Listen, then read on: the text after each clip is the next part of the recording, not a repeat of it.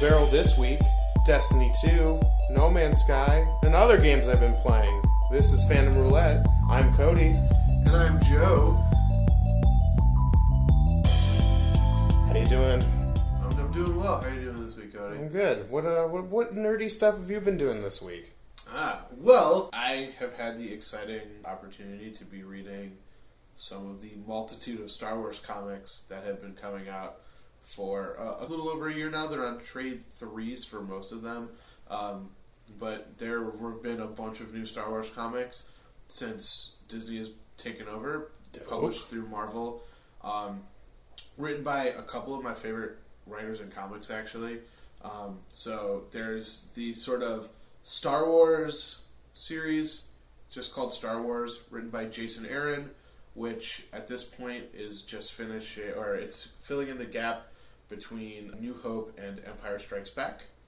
Interesting. And then I love Jason Aaron because Jason Aaron really understands what I like in comics and things like that. So he's a really good fit for Star Wars. He has a really nice balance of action and humor. A couple of things he's written have been the Thor, which then transitioned into the female Thor, which was his idea.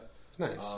And he will proudly let you know that because a lot of people have called him, have asked him, how angry were you that Marvel told you to make Thor a woman? He was like, no, I told Marvel that I wanted to make Thor a woman. And then he wrote Wolverine and the X-Men, which is really great. And then the other one, and they kind of run parallel to one another, is called Vader, which is written by Kieran Gillen, who is a very good comics writer, kind of your non-traditional comics writer, but he's kind of like an emo kid at heart, and so he's a really good choice for writing about Darth Vader. And a couple of titles that he's really well known for is he wrote this amazing series called Journey into Mystery, which follows Loki's rebirth as a child and kind of Loki trying to go on a redemption arc, and then he is probably most well known for writing this amazing comic called The Wicked and the Divine, which I've only read a little bit of, but what I've read, it's very impressive. So he's a really good fit for Vader. They're introducing lots of cool new characters and things like that, and so it's a lot of fun. One of them including Han Solo's wife, so maybe that's something we could talk about in the future. So. Oh, definitely. I'm excited. For you. What have you been up to as of late? Well, I've been catching up on My Hero Academia, which I started. I started a couple weeks ago, maybe. Okay. So I've kind of just been binge watching that, Sure. And then just recently, binge. yeah, it was a good binge. I always loved the idea of superheroes, and so it's been fun seeing the shonen superhero, actual superhero situation. And I've always been a sucker for characters that aren't super great at the things they're supposed to be great at first, and they kind of develop into it. Sure, yeah. And that's the main character whose superhero name is Deku, which has a different meaning for him, but it has a negative connotation in The school? No, not the school, but just the language itself. Deku. Okay. I think Deku means it's not quite idiot, but it's you're a zero, you're not good at anything. But he during the show kind of turns that around and makes it his fighting spirit kind of a thing. Interesting. Guy loves some fighting spirit. Yeah, and it's cool because he's basically got the super strength, but he got it kind of without spoiling anything. He gets it late in his life, he didn't have his whole life to develop it. Okay. So when he first starts using it, every time he uses it, he breaks something. So he punches this giant robot in the face and he shatters his arm. Interesting. And he had to do a high jump to get up to him, so he used his powers for that, and then broke and shattered his legs. Oh. And so he learns through the first I think it's 2 seasons. Okay. Right now, to not destroy his body, but I've loved every second of it. That sounds like fun. Yeah. Yeah. I know another friend is watching it right now, and he seems to be enjoying it. And maybe at some point we'll throw it into the roster. Sure. So yeah. So I've heard that this week we have some controversial opinions. Oh, we're just gonna go straight to the butt on that one, huh? Yeah, straight there.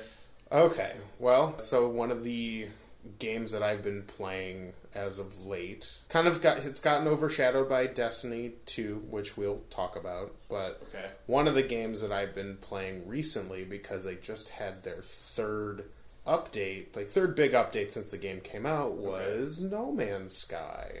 Oh, in case you guys are curious at home, this is a video game episode. Our resident video game expert talked a little bit about some video game stuff, and I'm just going to kind of be asking questions and trying to engage like that. No Man's Sky, I heard that wasn't a very good video game. And you know what? It had a lot of controversy when it came out. So, gosh, this came out last year. Okay. 2016. August 9th for PS4. Oh, so it's a little bit over a year old. Yeah, happy a little birthday, over. Yeah, happy birthday, Hello Games. Oh, is this their first game? So yeah, they were making this game for a while, and then I believe it was Sony was like, yeah, we're going to produce this for you. We're going to give you money.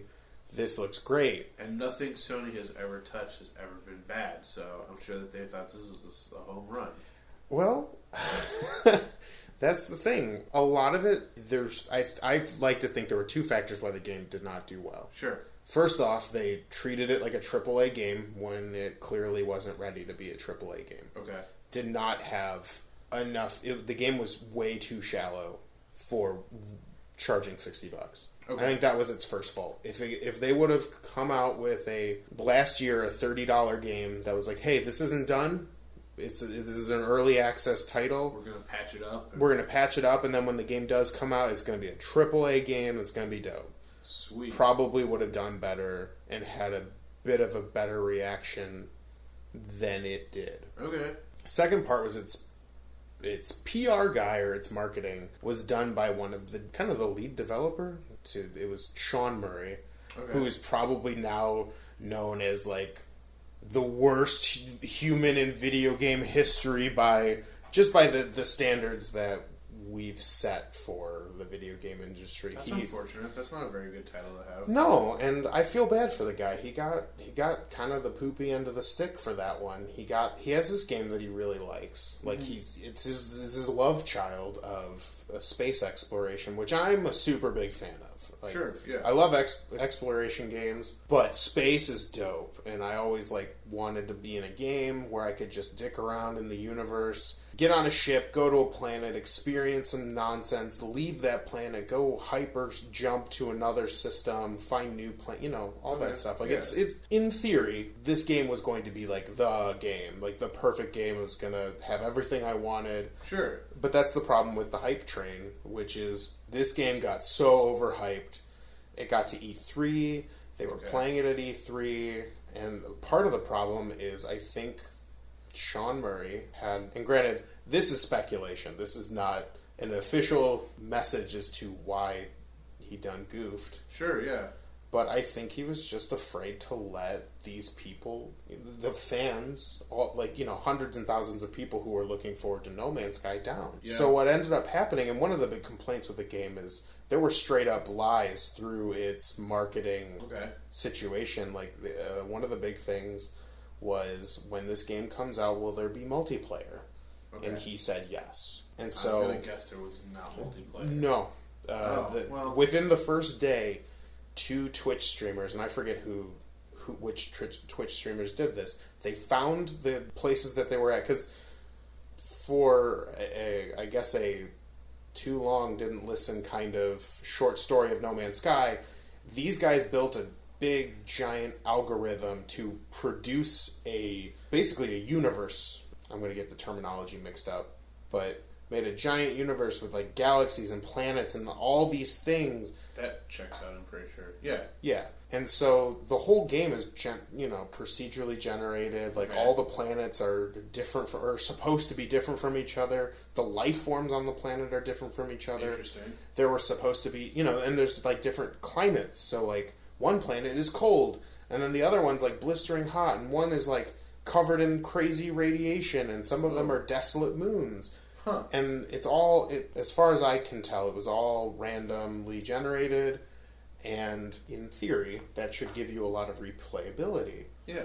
So, when these guys found each other on the same, they eventually found each other, because everyone was supposed to start on the outer rim of this galaxy. Okay. And you're... Just some random planet? Yeah, just some random system, solar system within that galaxy, whatever, and you're your kind of unofficial goal was to get to the center of the galaxy. Okay. No one, and I'm sure there are people who actually went to the center and figured all that out, but I never did. I never got that far. Sure. Granted, when I first got the game, before I left my first planet, I plugged in about 40 hours. Okay. So I played a lot of this game, and I had a good time throughout that part. And you were just on one planet the whole And I was time. just on my first planet, which was I think it was now, and granted, I've restarted the game a couple of times, so I might not be the same. But it was a frozen planet. Okay. And the cool thing is you'd explore the planet, and there's some animals on there, and you can scan the animals, and that gives you credits. And it's a survival game too, so you have to get resources, and they're all like, elements, like, you need thamium to power up your jump jets or your rocket fuel because you get a spaceship. Okay. And there's all these little things, and the problem is when this game came out, all those little things were just a little too shallow.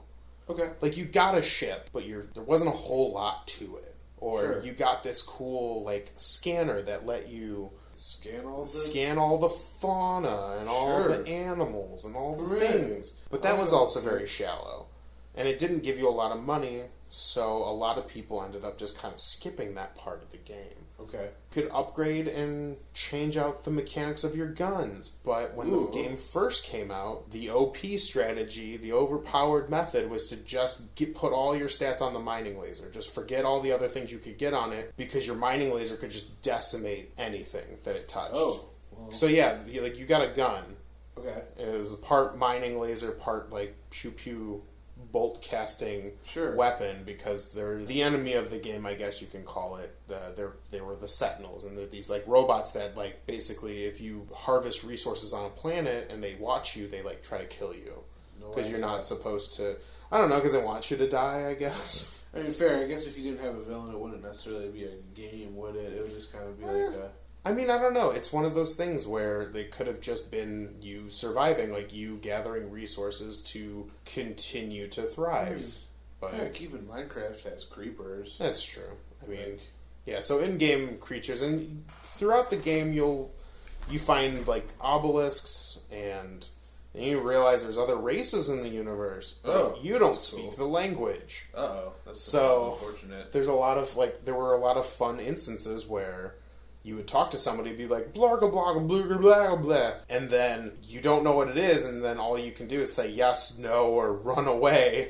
Okay. And then, so one time, there's some, like, really, like, kind of brutish-looking dude, big, muscly guy, I think, and it was just like, blaga, blaga, blaga, blaga, and I hit yes, and then at the end of it is like, I think I just accepted a marriage, and I was just like, Oh, fun.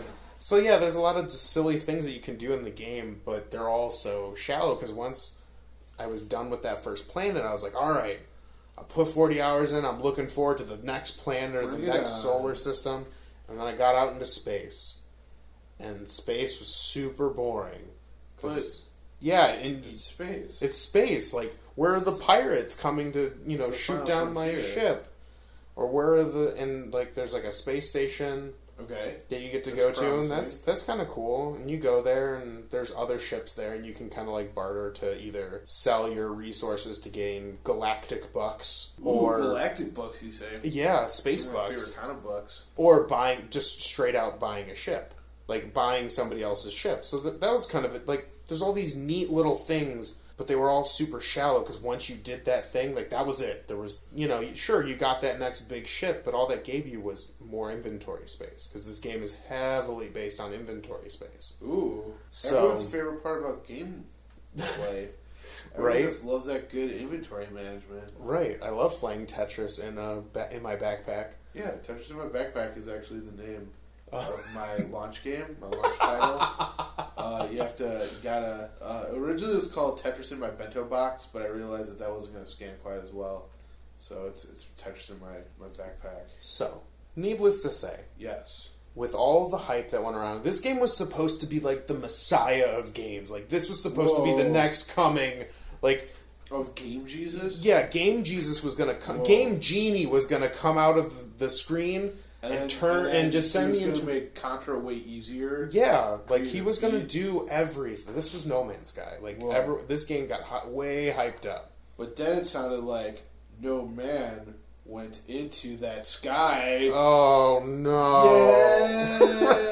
Yeah. The game did terrible. Okay. Yeah, I mean, I heard that there was quite a lot of backlash. I heard that the one big thing that I saw was in one of the E3 trailers, there was a clip of you engaging in super awesome space combat. Oh, and that never happened. Another ship, and it looked pretty sweet. And then it never happened, and everyone got real upset real quick. Well, and that was the other thing, is they made a lot of comparisons to the E3 video, which was, now people have realized that it was either staged or it was it was such a different game back then for whatever reason. Uh-huh. One of the big things was flying was supposed to feel seamless, but flying in the game was very clunky because it was either be on the planet, jump up into space or into the atmosphere to go a little faster, or be in space. Like there wasn't a whole lot of, kind of maneuvering tight spaces on the planet, especially because some planets had cool, little Earth formations where they're doing some Nevada type shit, where big sweeping canyons and the weird mountains that have a hole in them for some reason. Sure. Because planets, I don't know. Yeah, no. I mean, we have rock formations that are similar to that. Yeah. In different places. But you couldn't fly through them, or you couldn't get even close to them because the game would just autopilot you away from that for probably technical reasons. I do know one thing about No Man's Sky, and this is something that I would be curious about, is you get to name everything you find. It's funny. Yes, I named everything my first playthrough. Every planet I named, I think I named my first planet Home, and then I started naming them, I tried to keep it not silly, but then I eventually just got into naming every planet, Super Dickville 27. Yeah, obviously. Yeah, you just there were 27 Super Dickvilles, huh? Well, I mean, you feel the other renditions weren't as good as this one. Oh, okay. But so you can name all the. I think you could name all the animals if I'm not mistaken. But I didn't touch any of that in my recent playthrough. Why not? I just was kind of looking to see what the game so that's why I wanted to play it again. Did you not like naming cute animals that look like penises, Cody? I mean, Cody. I know, I'm a monster now. I mean, they need names. All of them. You're like Adam. I mean, in the Bible. In the Bible. Yeah, that one. Yeah, that one. But what ended up happening is after I got off the first planet, I realized that the game had ended for me. That was the end of the game. There wasn't more you could do besides go to different planets, do the exact same thing. The only thing that was kind of neat was I found out that there were 3 races and not just the one. Okay. So that was... That's not nothing. Yeah, it's not nothing, but because you don't learn packets of words. You learn one word at a time. Oh. So I got to the point where I was really confident with this particular race, which I think was called the Vikrol. And they're these this warrior tribe. And you learn, as you're going to these obelisks, they tell you the story of this, of this vast universe, but through the eyes of these races. Okay. And so this was kind of a warrior tribe, and they had a big leader, and then another guy, and they didn't agree with each other. And then they ended up kind of going to war with the Sentinels. Oh. And that was kind of a thing that happened. I never finished it, or finished the story, but it was interesting enough. But once I finally got to the point where I could have most conversations with this race without not being able to understand... Like an idiot, yeah. Right, I could understand at least half or maybe 3/4 of the sentence. I was cool, but then I moved to a new city... a new solar system, where instead of these warrior guys, it's the high intellectual types. Yeah, the robot people. Oh. And they kind of got that. So I'm assuming they speak in binary. No. 0, 1. No, 0. They have their own language. It's not binary, which is weird. No. Is it trinary? No, it's none of those things. What are you even doing if your robots aren't speaking binary? I mean, I don't know. Like they believe in this thing called the convergence, which I think they're all like technically like connected in some way, similar to like the Geth in Mass Effect. Okay, or like the Borg. Yeah. Or the robots from Star Wars Episode 1, The Phantom Menace. Oof, that's an example. Yeah, hey, when they blow up the little ship, when Jake Lloyd blows up the little ship, everyone dies. Wow, that's... Yep. I didn't think about it like that. It's a dark ending to that movie for children. If you think about it, for like... Yeah, this is way better than pod racing. Yeah, that's true. Genocide is better than pod racing. Yep. Anakin Skywalker. That's... Phantom Menace. I mean, hey, he was that one guy. What was his name? I'm not sure. We can probably edit this part out. Yeah. I mean, I was going for a really funny joke where I was forgetting the name of Darth Vader. So if you want to get rid of that beautiful little moment of no, I won't. This is a little behind the scenes action. Yeah, no, you're just stepping all over my fun times. At first, I was like, "Does he mean Darth Vader?" But I was like, "No, I don't think so." Yeah, no, you got. Okay. I thought you were talking about the little boy actor. It's Jake Lloyd. Everyone knows it's Jake Lloyd. He only does one thing, which is goes to conventions and looks very sad that he has to sit behind the table with Anakin Skywalker. Oof. Yeah, but he gets his money for signing signatures, so who's the real idiot? You know, that's fair. That's a fair point. People pay money to see Jake Lloyd. So anyway... let's go back. So anyway, we got robots that are speaking in binary convergence. Yeah. And so that's when I was kind of like, I don't want to find like 20 million different little pods on this planet to learn this other person's race. So that's kind of where I lost my interest. Okay. I tried to keep with it. Like, so I know what space racists. Whoa, that's not... That's not what I was implying. No, I mean, I just plugged in. No, I'm not going to edit that out. No, so I stopped playing because I realized that I had just played the game. The only difference was because the planets and the animals didn't really change all that much. Like, sure, it was a cold planet and an ice planet, but they all looked the same, and all the creatures looked like these weird, like some kid went into a toy box and all the animals were like Mr. Potato Head, and they just like jammed all the different pieces parts, so they all looked weird. Like there was like a dog head on like a praying mantis body, or there's like this giant balloon with like these weird googly eyes on the top of it. It was just madness. Or some dinosaurs. Sometimes you saw a dinosaur, which is kind of cool. That's pretty neat. Dinosaurs are cool. Yeah. But then, after a year of totally forgetting about the game, they had 3 patches that came out. Okay.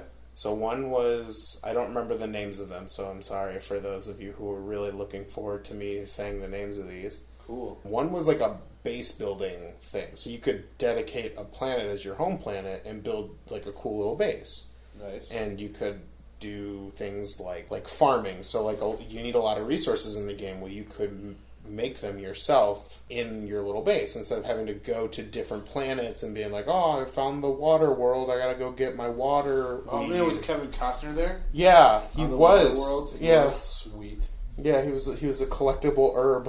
Yes. or like, oh, I need to go to like a cold planet to get my cold leaves. Oh. Or my fire. Is that like ice? Like cold leaves, or are they like ice? Yeah, they're like ice. Okay. I was being completely serious there. I think they're actually called like frost shards or something like that. Okay, fair enough. And all those little pieces parts help you build more of your base. Sure. Yeah.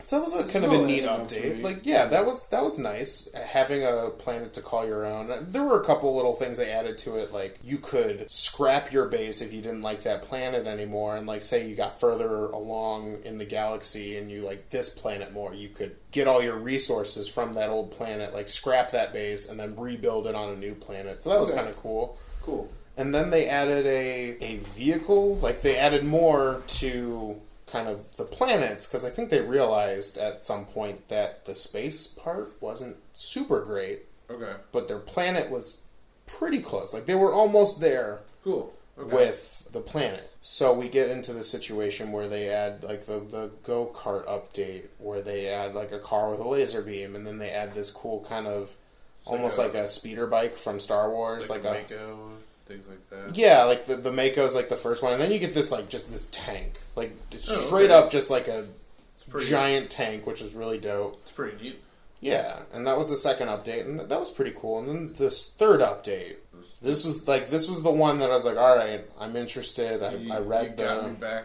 You brought me back in. Yeah, you brought me back. I'm going to try it again. Okay. And they added a main story quest. Like, it wasn't just going to the center of the universe and then rinse, wash, repeat. Because, spoiler alert, the original game was going to the center of the universe, realizing that you then have to jump to another universe and do the same thing something like 50 times or something. It was ridiculous. Oh, no. Yeah, it was bad. Really? Yeah, that was... Okay. So then they added, and I think they put in a number, I don't know how true this is, but like something like 30 to 40 hours of story content. Okay.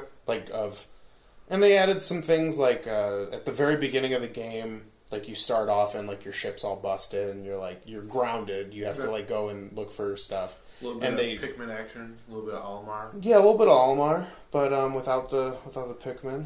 And then the ship would tell you, like, hey, the ship's broken, you need this, this, and this. And the game, they streamlined the game a little bit to kind of help you out. So they added, more stuff that way. They added these portals, which you could, it's basically Stargate.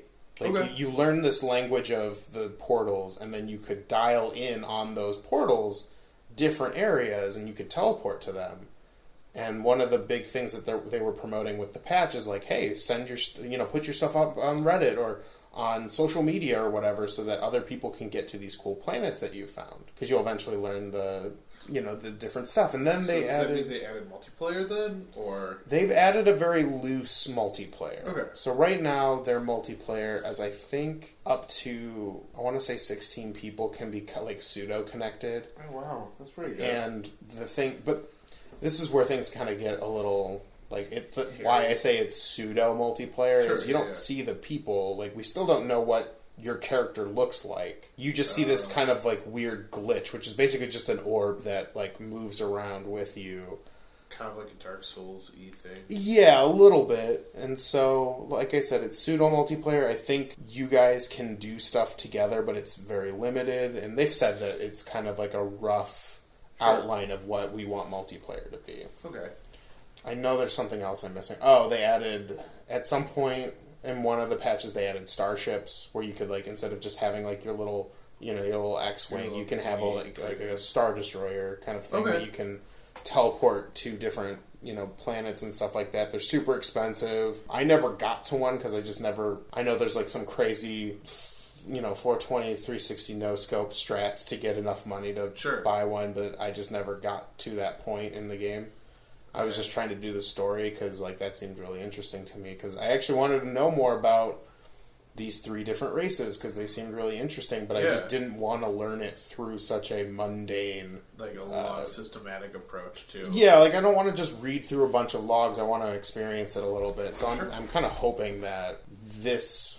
helps. I haven't gotten through most of it. I just got done with most of the base building stuff, because there's whole quests to do. Okay. All the stuff in the base building. Interesting. I did all that, so now I feel like my base is complete. I can pretty much make anything I want. Granted, I need to, farm it, which is kind of cool. Like, I like the idea. Yeah. Now, can you build, a little, helper to, farm it for you, or do you have to periodically make... No, I think you have to, go back, and okay. And everything has kind of got a long cooldown. It's anywhere between, 30 minutes to, an hour of gameplay, I think. Okay. I could be wrong, but either way. So, sounds good to me. I've been playing it.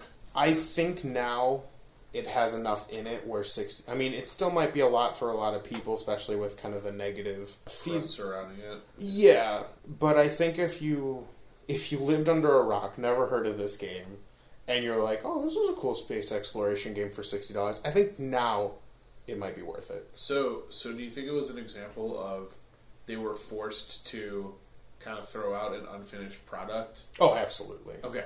It totally, and that was the thing, got released a week later than it was supposed to.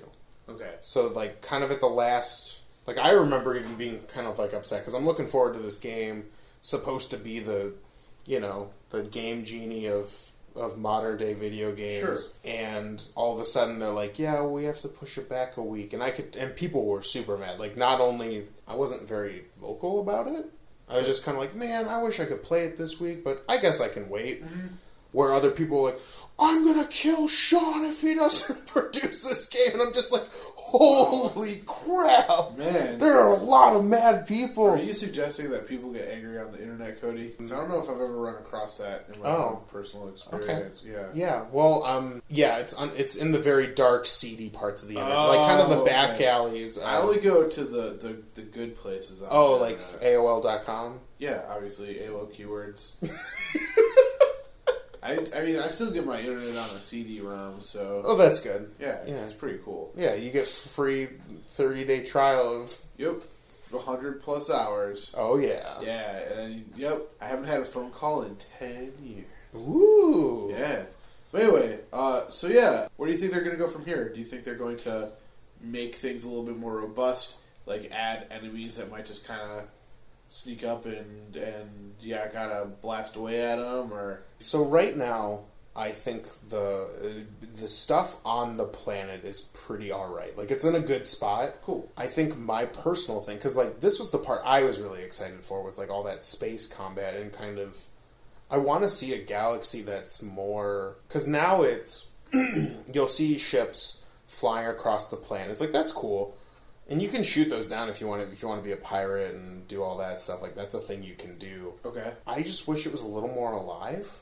Sure. In certain areas, like, you'll be flying around, and I was listening to, like, hour-long podcasts and YouTube videos while I was traveling between planet and planet, because the game during that travel time was kind of boring.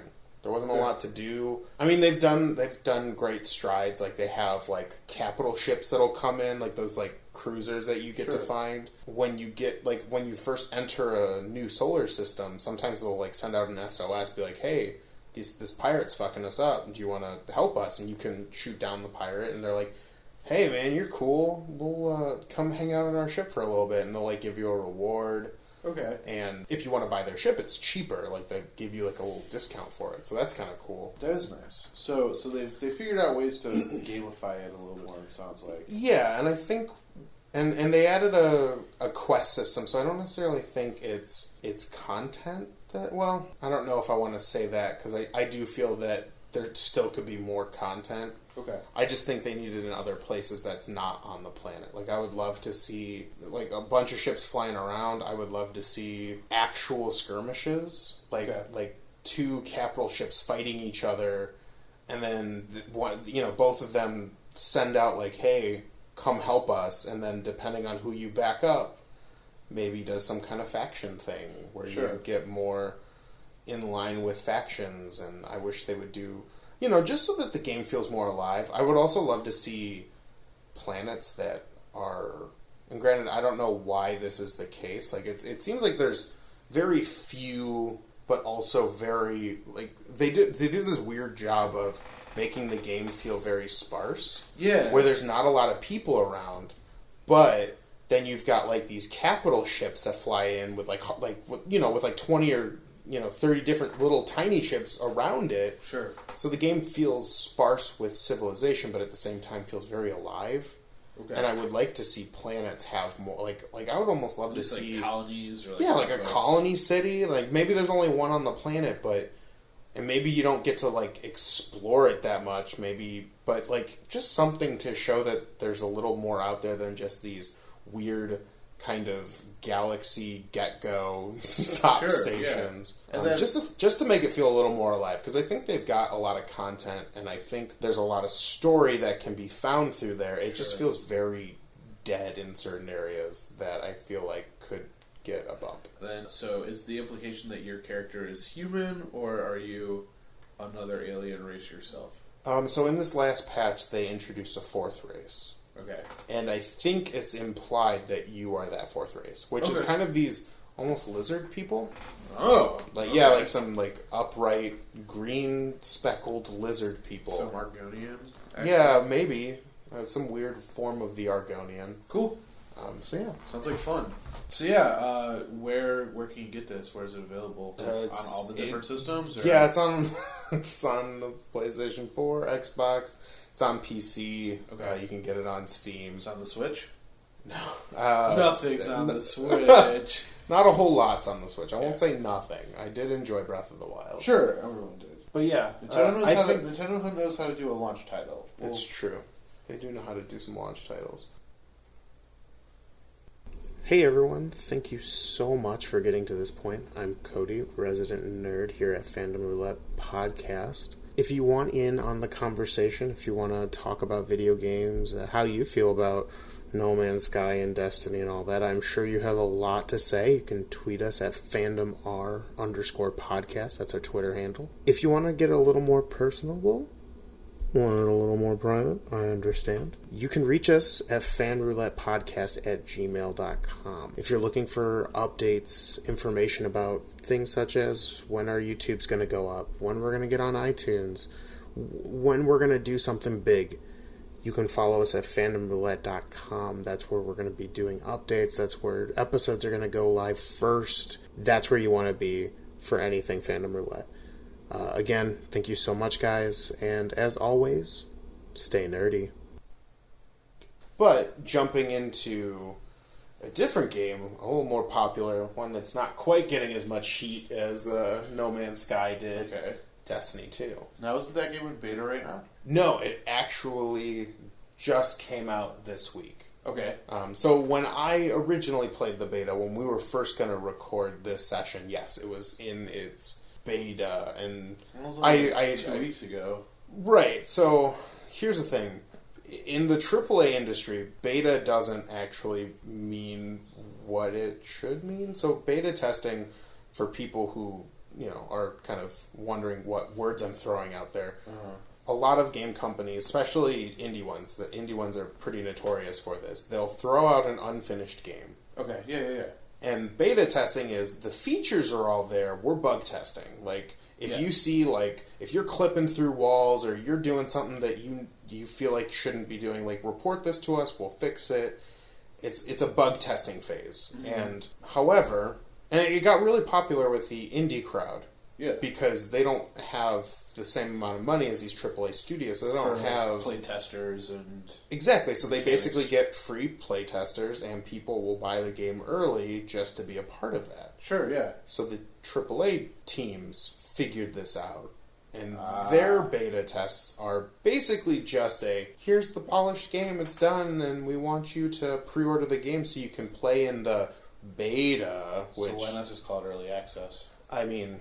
Sometimes they do.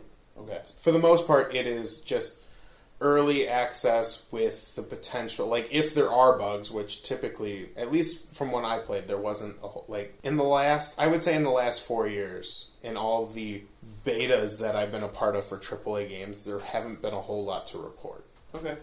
So mostly they're just kind of glorified demos hidden behind pre-orders. Sure. So yeah, Destiny 2. Well, real quick though, so I want to ask you a question, because I've heard, and if you know nothing about this, just let me know. But I've heard that sometimes betas have kind of cool unforeseen consequences. During the beta testing of the Dishonored game, they they sent out a beta test, and people were coming back and they were like, "Hey, I did this cool thing," and the game creators were like, "We didn't intend that thing to happen, but that was awesome." And so then they built aspects around, I think the big one was a person used mind control on a plague rat, and they were like, "Oh, we didn't intend that to happen, but it's really cool that you did that." And so it's sometimes beta testing can create unforeseen benefits of the game. How often does that happen versus just found another bug?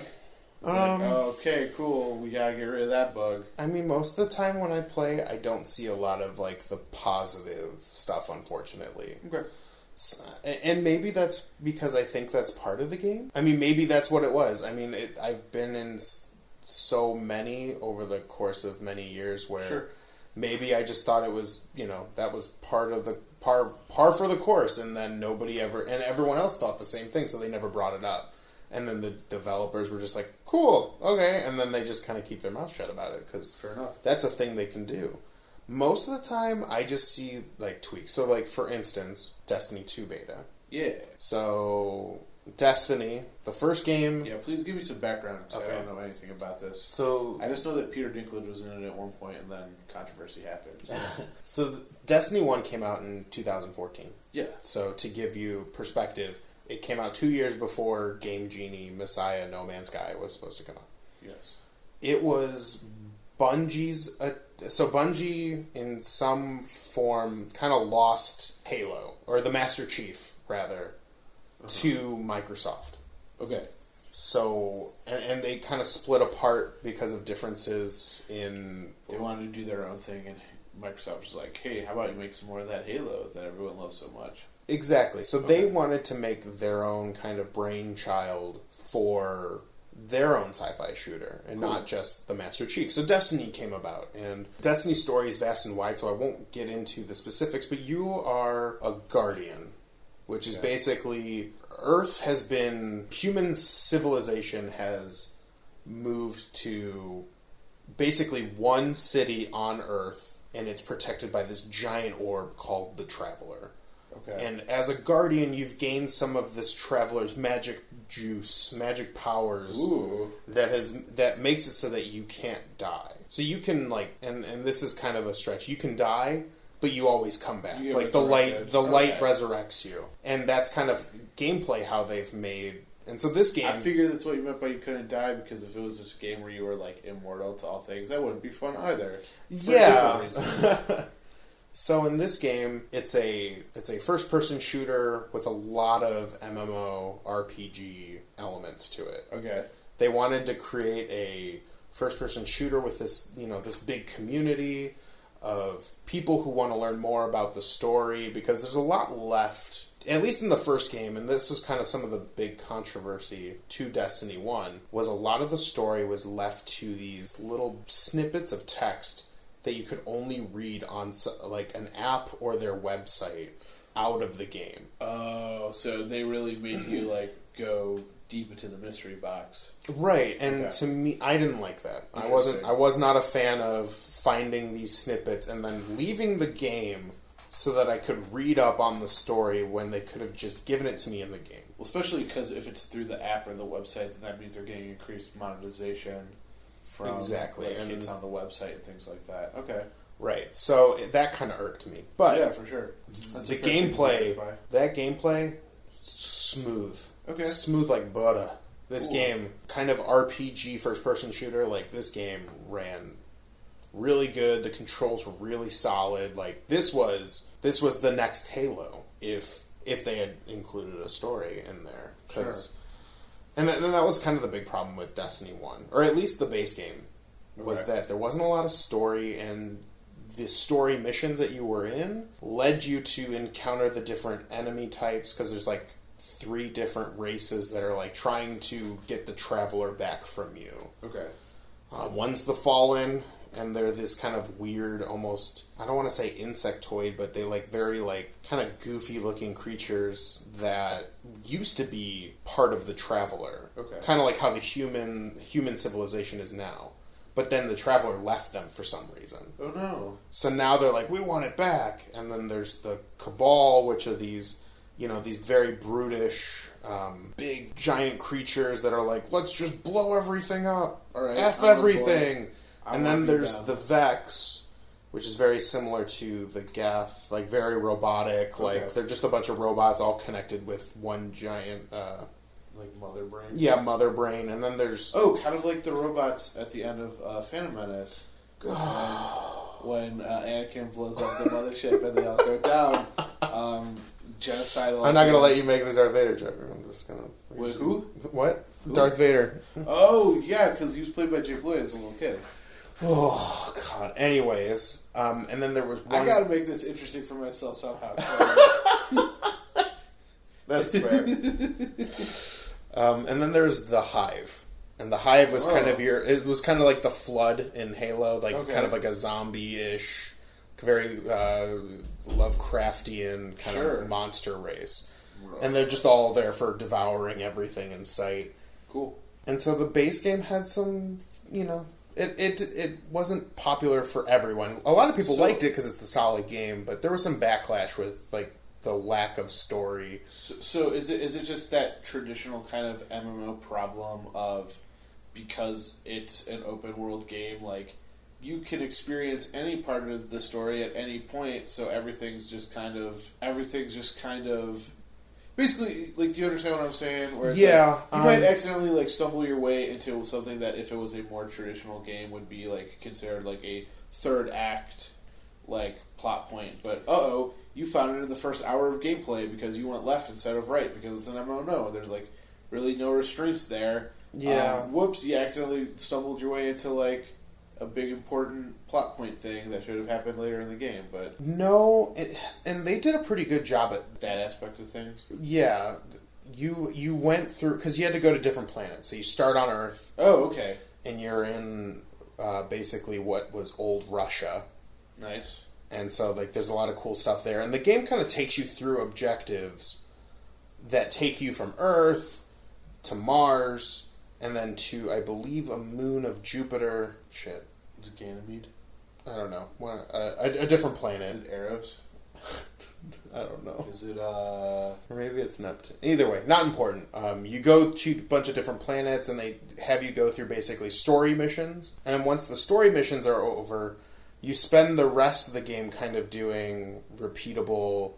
like, world quests that pop up as you explore different areas. So, and certain areas have different factions. Kind of your traditional, like, Assassin's Creed-y things, where it's like... yeah. You find your way to the city, and it's the same 10 beat-up mission. Don't get me wrong, I really enjoy the Assassin's Creed games. I think they're oodles of fun, but... But you start to see the pattern at some point. And so they have... so only so many side quests you can build for a game. Right. And so the end game is mostly doing what's called strikes, which are your 3-man, almost dungeons, if you want to get into like the World of Warcraft references, or basically hard content that's made cooperatively for 3 people. Like, if you don't have 3 people, you cannot do this content. Okay. And so a lot of it's like, oh, there's this thing happening, and there's a boss at the end, and the boss is kind of complicated. Like, you have to perform certain maneuvers at certain times in order to kill it. Which is pretty cool, because you'll get better loot, and then you use that better loot to do the end game raid, which is instead of 3 people, it's 6 people, and you got to fight these bosses, and those have even more complicated tasks. And then you just keep doing that until more DLC comes out for more raids. And then there's also the PvP aspect. Like, they didn't get rid of PvP. Cool. So... there's a lot of events that come in where it's like, oh, we're going to change the way the PvP works for this month, and you can get this special reward rep for this faction that only shows up. Like, there's a lot of neat things that they introduce in the first Destiny over the course of DLCs and stuff. And it ends up, like, if you were to pick up that game now, with all the DLC, like, if you get, like, the Game of the Year edition or whatever, that has, like, all the DLC, it's a solid game. Fair enough. I mean, the beginning is a little weird because it, like, has no story, but as soon as you get to the DLC, there's a crap ton of story that they, like, lots of cutscenes, and they got, like, because they have a really solid group of actors. Like, they have Peter Dinklage, who plays the little robot guy that, like, follows you around, and that ended up turning into Nolan North. Of course it did, because it's a video game. Right.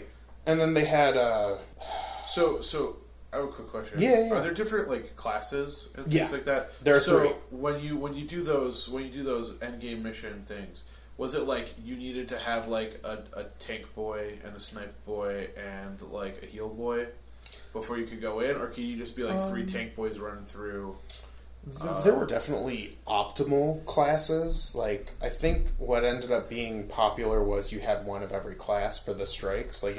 So there was the Titan, which is kind of your bulky class that... your tank boy. Yeah, your tank boy. Like, they basically get a deployable shield. Cool. As one of their specials. Then you've got your snipe boy, which is your hunter. Yep. They basically get the super gun as one of their specials. They basically get the golden gun. And just, like, shoot off, like, laser missiles out of this gun, which is pretty cool. Pretty solid. And then the Warlocks was the 3rd class, and that was your kind of spellcasty DPS. Okay. Yeah, like, they were very magical in nature. So could you deny a person from joining your little thing? Like, let's say, like, you had your hunter and you had your Warlock, and then another hunter ran up and was like, I want to do the thing too. It's like, nope, we need a tank boy right now. Get out of here, Hunter. So you could theoretically do that, but a lot of, like, the strikes and, like, okay, so the raids, you had to create your own teams. Okay. So there was no matchmaking for raids. You had to find real humans on the internet and, like, talk to them and be like, hey, we're going to do this raid. Sounds like a nightmare. It is. It's one of the things that I didn't like about. I wish there was, like, kind of a matchmaking situation. Yeah, or a lobby situation for raids. But that never ended up happening. But for strikes, it could be anybody. Okay. Like, you just kind of get... They pick 3 people who are looking to do a strike that's within your, basically, power level, like whatever level you're at, and then they just kind of drop you in and go, here, have fun. And it could be 3 warlocks, or 2 hunters and a warlock, or 3 titans. I don't think there was a matchmaking... Or beyond just finding people, I don't think there was a method to the madness of who you would get. Because I remember playing games where there were, like, all of us were the same class. Sure. And I played a hunter because Golden Gun, obvi. Wrong again, Cody. Wow. Yeah, you gotta be a titan. My friend would love to hear you say that. And then there's subclasses for those. So, like, sure. I know the hunter's subclass was this, like, arc sword. And you basically went into third person. You could just slash at anything that was near you. And that was pretty cool. Yeah, there was some pretty dope stuff. I know Titans got, like, a kind of punchy Fistomatic build where they ran around punching things. Of course. And this is the thing that I think they changed in Destiny 2 is the Warlocks got a revive as one of their supers. So they could, if they had their super, which was like your ultimate ability, they could, anyone who was downed in that fight was instantly resurrected to join the fight again. Oh, that's cool. So, like, it was cool, but it kind of made it so that if you were playing a Warlock, you had to play that one. Because everyone relied on, like, the fact that, like, oh, if everyone dies and everyone's, like, spread out, you can pop a res and bring everyone back. That's the old cleric dilemma. Yep. Why would you be anything other than one? So that's Destiny 1. Alright, fair enough. And I played the beta of Destiny 2, and I've been watching people play it on the PS4, because I'm going to get it on the PC. Okay. And that doesn't come out till October, which makes me sad. That is kind of sad. You want to get all the pre-download information? No, I mean... If you order now at GameStop, you can I hate that. You can get your free Titan, Titan body pillow. Oh, I want a Titan body pillow. You can snuggle up with in bed. That sounds amazing. As you cry into it, because you'll never be as good as Titan. Oh, well, that's sad. But anyways, my thoughts on Titans in Destiny 2. Yes, so all the classes are still the same. I think they tweaked a couple of the subclasses. Sure, yeah. So my thoughts on Destiny 2. If you were looking for a very vastly different game than Destiny 1, you kind of came to the wrong place. The game was already solid, so the core mechanics haven't changed a whole lot. I know they've tweaked and balanced certain classes. Is this better graphics? Or yeah, the game looks gorgeous, especially on the PC. Like, when I played the PC demo, I was like, oh. And granted, I run a pretty beastly machine. I've got, like, a 1080 Ti. I want to pretend like those mean something to me. It's just a good video card for right now. Yeah. And I'm playing on a pretty beefy machine. So, Destiny 2. Yeah. I loved it on the PC. Felt great. Sure. And I've always been better at PC shooters than console shooters. I don't know what it is. I got used to using a mouse and keyboard at some point in my life, and I just couldn't ever get back to using 2 joysticks. Just 2 joysticks. That's fair. So I'm really excited to play it on the PC. Yeah. I'm thinking about picking it up on the PS4 just to get my feet wet. Your fix? Yeah, just to get a little bit of fix. First one's free, Cody. Yeah, but the thing is I got it free with my video card. See, that's the thing, right? And I mean, I don't think there's any harm in waiting a couple of weeks. Exactly, for my free copy of it. Yeah.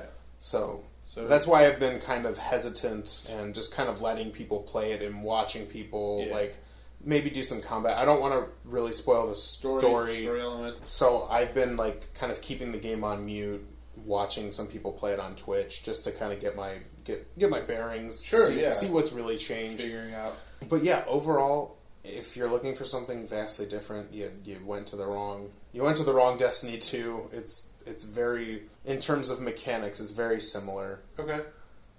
The one thing I did find out, though, which is kind of becoming a topic of controversy. Was it just they wanted to throw a 2 at the end of it so they can make more money?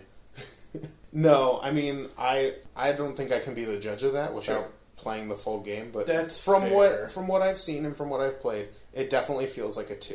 Okay.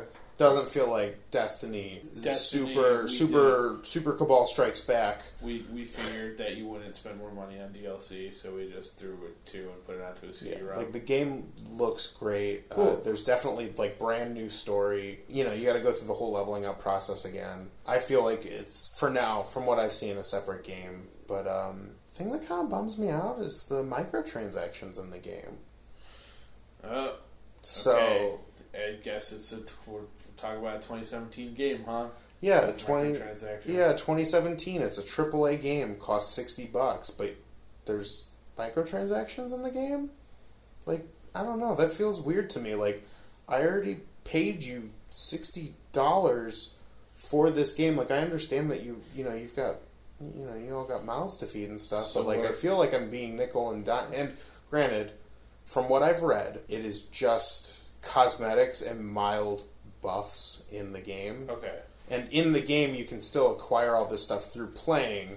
So it's more like, I'm lazy and I want to get the coolest gear right well, now. It's not even the coolest gear. It's the coolest colored gear. Yeah. Cool. So like, you get shaders, which are this game's version of basically inks that you can dye your armor and dye your gun. Okay. In this game, or in the original game, as soon as you picked one up, like, you could get it for your whole palette, and it never wore out, and you just had it forever. Okay. And 2, they changed that. They made it so it's a one-time use, and you can only apply it to one piece of gear. Yikes. So, for me, I want all my gear to match, or I want it to all look at least cohesive. Like, I'm not going to do a pink helmet without, my pink booty shorts and my pink gloves. I don't care about that. Yeah, and a lot of people look fly no matter what I'm wearing. Damn, respect. But for me, I like my stuff to match, or I like it to be cohesive, and to me, it's going to drive me insane unless I can get these, the duplicate shaders. Guess you just gotta get good. I guess so. Just gotta get good, or give them like $10 in microtransactions. Well, and see, that's the thing. I'm like, knowing me, I'm gonna get really frustrated. Don't do it, Cody. Just play the game like a good boy. I mean, to be fair, I got it for free, so maybe I can get up to $60 worth, and then I can't buy anymore. I don't know if that's how that works. Yeah, I don't think so. It's probably not. I would recommend against that. It's your money, kind of. No, it's well, I mean, yeah. So yeah, that's my only complaint so far. Sure, is the microtransactions. Well, it just seems like a really strange thing, especially with AAA gaming, because microtransactions still feel very much like the purview of aggressive, like, casual gaming. Yeah, and that was my thought. Is like, I see but then again, there's companies that do it all the time. You look at Blizzard Entertainment, which is technically Blizzard Activision, which is still technically part of the Destiny line now. You've got, is it? Yeah, they at some point Blizzard, it's become Blizzard Activision. So all of World of Warcraft, Overwatch, but like Overwatch. That's Are there microtransactions in Overwatch? Yeah, and I mean, granted, it's like these cosmetic skins that. Well, is it similar to like TF2, where it's like, I guess there's like an unspoken thing in Team Fortress 2. At least this is what I've heard, like rumors on the internet, where it's like you need to buy at least one hat to show other people that like you're not just there because it's a free game you can play. Like, I actually invested a tiny little bit of money into this. Actually, I think mechanically you can't. So when they made TF2 free to play, and we're gonna go off on a little tangent here. Yeah. On the free to play game, if you don't spend $5 on the game, so that's 2 Team Fortress 2 keys. At least the last time I played, I don't know if those prices have changed. If you didn't buy $5 worth of stuff in TF2, you were in free to play status. And free-to-play status, you couldn't trade gear or trade stuff with other people. I don't think there were a couple other restrictions, but the big one was items didn't drop for you until you spent that money. So, I mean, granted, I bought the game a long time ago. I got it with the orange box, with Portal, and all the other cool stuff that was with it. So I never had this problem, but I know some people who were kind of enticed with the idea that, oh, this game's free, I don't have to buy the orange box, which is like $15 for some of the greatest games you'll ever play, so, you know, I'll never understand why you didn't just buy the orange box. Sure. But... well, you know, I can think of some reasons. I mean, sure. Then they were like, oh, but now I have to spend money in order to... play the full version? Yeah, because I think a big part of the game was... the different items, because a lot of, especially with characters like the Demo Man, which totally changed the way that game is played when you pick up certain items. So it just, I don't know.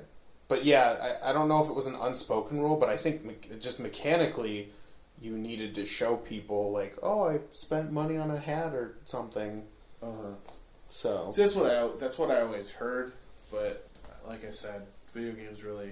I enjoy playing video games when I have the opportunity to, but it was never my thing or my cup of tea. And it's always entertaining for the person who owns a video game, because I don't tend to be very good at any of them.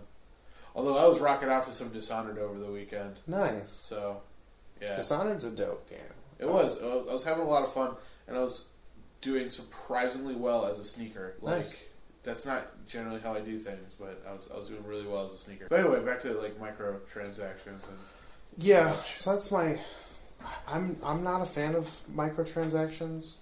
I think there's a place for them. Sure. I just don't know if I'm ready to see them in AAA games, or if I will ever be ready to see them in AAA games. You've already put a lot, like, and $60 for people, that's a lot of money to drop on a game that may or may not like, because a lot of games don't have demos or free trials, and if they do, they're few and far between.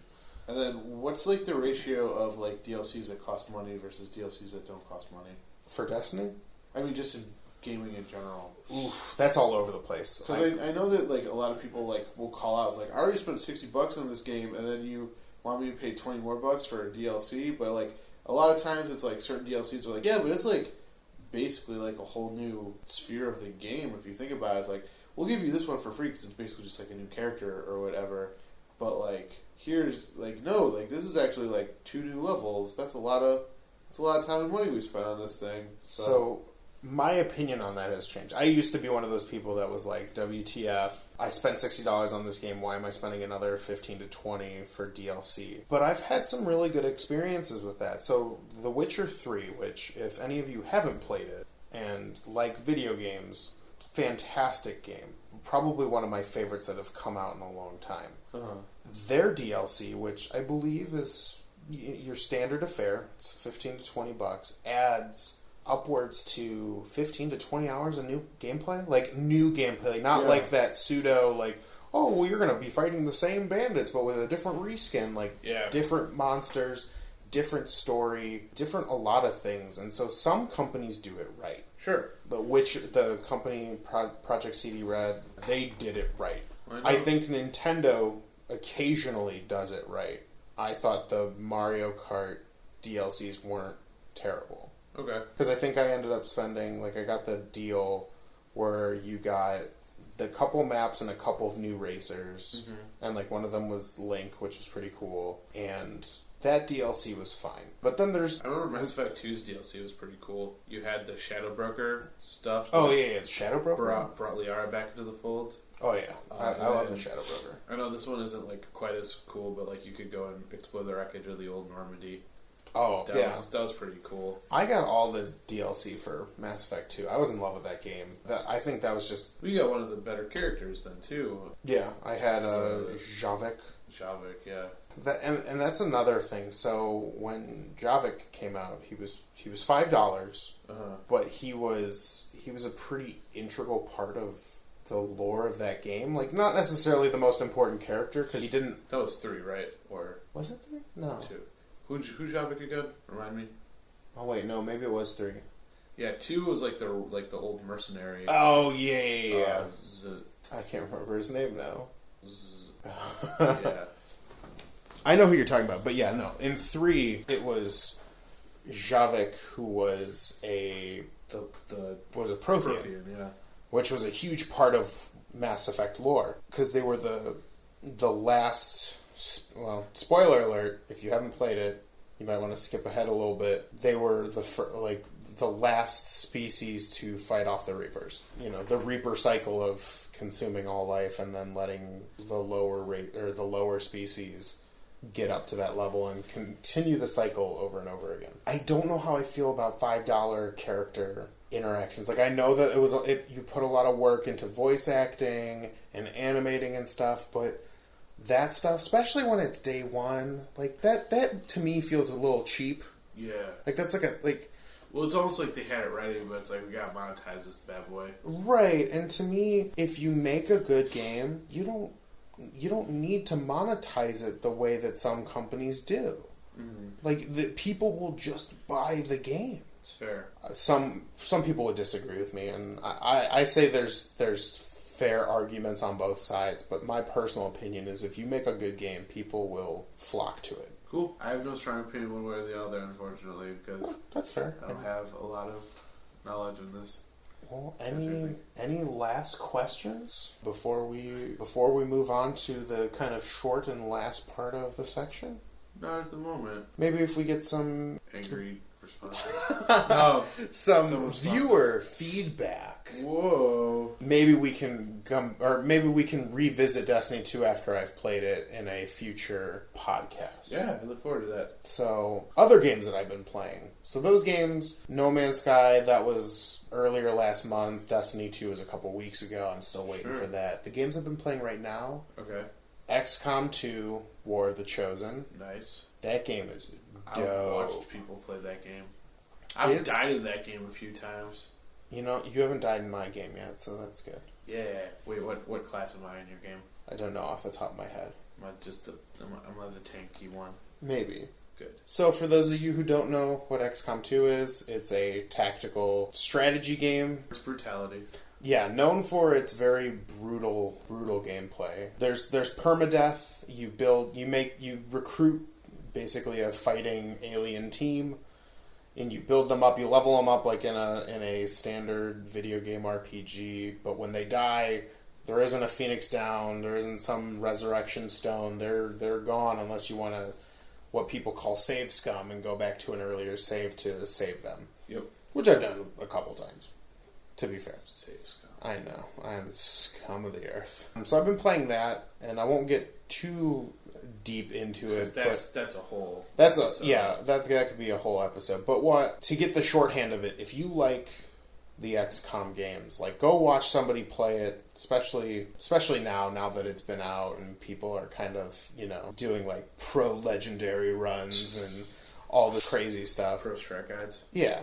If you like XCOM 2, definitely pick up War of the Chosen. It changes the game on such a drastic level. Like, they add 3 new classes. Oh, cool. They add 3 bosses that you have to fight. And all the bosses have, like, their own strengths and weaknesses. Like, they'll interrupt your play. Like, you'll be in a mission, like, saving a important VIP, and oops, that sniper guy's here. He's gonna blow up your entire party with sniper rounds. It's not very good. No. And then they add a bunch of kind of pre-planning mechanics that get added to the game. Stuff that you do outside of combat, because there's a lot of, like, resource management, micromanaging outside of the battles, and then a lot of managing in the battles. So if you like XCOM 2, you're doing yourself a disservice if you don't pick up War of the Chosen. Alright. And then my last game I picked up for like $11 on sale was For the King. It's an indie early access game. Cool. It's a tabletop RPG, which very specifically plays a lot like a tabletop board game, but also, a fun video game RPG where you create, you create these people. The king's been assassinated, and you're trying to figure out who did it. And while this is happening, it plays very similar to something like Dungeons and Dragons. Okay. There's dice that are being rolled. I mean, you don't have to roll the dice, but you click a button and the game will roll the dice. And the cool mechanic about it is you have these focus points. And you get them back by resting and doing stuff in the game. But each time you spend a focus on a certain task, it guarantees a success. Nice. and you have to get so many successes to complete a certain action. Like, say you want to sneak up on a guy, you need a certain amount of successes to sneak up and, like, ambush him and things like that. So it's a neat mechanic. I don't know if I know a game that's done something quite like that recently. Sounds pretty unique, so... Yeah, it's definitely worth a pickup. Normally it's $15 on Steam, but it just had a sale for $11, so, like, definitely worth a try. There's a lot of gameplay there. All right. But yeah, those are the games that I've been playing. Cool. I didn't have a lot this week because Destiny 2's been on the brain. I've been just watching people play it. Hey, that's I'm excited for it. See, do I have any games going on? I have one. I just can't think of the name of it right now. So I'll have that prepared for next time. Sure. It's fun though. It's a fun little game that's very hard. And I'm trying to get better at it, but I don't really spend a lot of time or money on games. So when I do, it's there's something about it that's really piqued my interest, I suppose. Nice. So yeah, are we good then? Yeah, I think that's the end of a good cast, if I do say so myself. Cool. All right. Well, thank you, Cody, for giving us all that fun little info. Yeah. Thanks for giving me stuff to talk about. Of course. Yeah. It's interesting to sort of watch how the games industry has changed and how it modifies with one another, which is kind of like a weird little thing because you never expect AAA gaming to pick... Oh, I guess AAA gaming is probably going to pick up bad habits everywhere, so... But anyway, so if you guys want to join into the conversation, as always, you can follow us at fandomr_podcast to tweet at us like your thoughts, your opinions, quotes that you like from the episode. And if you want to join the conversation, please feel free to email us at fanroulettepodcast@gmail.com. We look forward to hearing from you. We look forward to hearing your feedback about what you think about the games that Cody talked about. Throw out ideas for things that you would like us to talk about. We're not going to promise that we're going to be able to get to, everything. And I promise I won't. I'll try not to cry through all of the No Man's Sky flack that I'm going to get after this comes out. It'll be okay. I think I'll only cry for like a couple of days. That's true. Okay. I won't cry at all because I don't really have an opinion. All right. But yeah, once again, thank you guys for listening to Fandom Podcast. As a little sign off, I'm Joe. And I'm Cody. And as always, stay nerdy. Stay super nerdy.